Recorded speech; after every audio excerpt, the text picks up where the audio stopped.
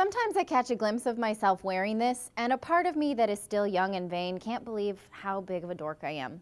This is the Ergo baby carrier, crash test baby doll not included, and as unflattering as it looks with my wardrobe, I really do love this thing.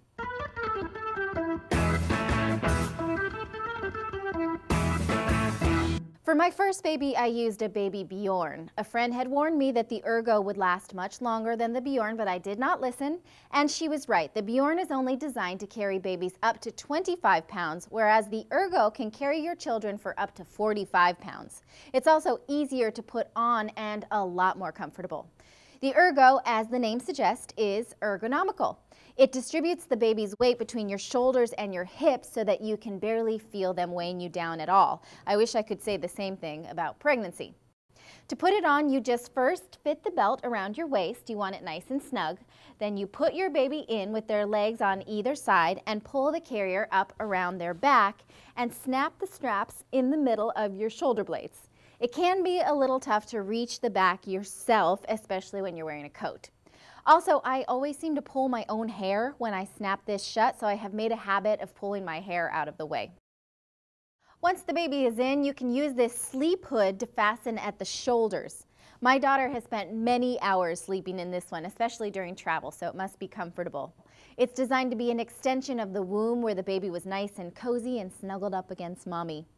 You can also wear the Ergo on your hip as well as a backpack. The hip placement did take some practice for me to get the hang of. I had to read the instructions about 5 times before I even understood it. The backpack position is much easier. You should note that the baby has to be able to hold his or her head up before you use the hip or the back positions.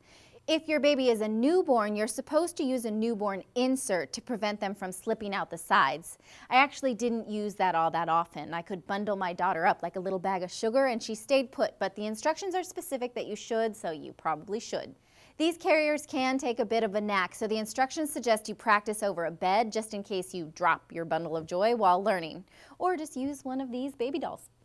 And here's another little secret about the Ergo. I have nursed in here while walking. How's that for multitasking? When your baby is really little, their head is at chest level in the Ergo, so they can smell the food on you if you're a nursing mommy. So while I have been out and about and the little one was getting hungry, I just reached in, pulled out a boob and put it in her mouth and then put the sleep cover up. No one even knew. I did have to kind of keep my arms forward a little though so no one could see side boobage, but it worked. I'm sly. The Ergo is about $80 for a basic model, although they come in fancy colors and patterns for a bit more. The infant insert is $20, so that's about $40 more than the Bjorn, but you'll get much longer life out of this, so I really do recommend it. I give this the Crash Test Mom handy badge because it certainly is.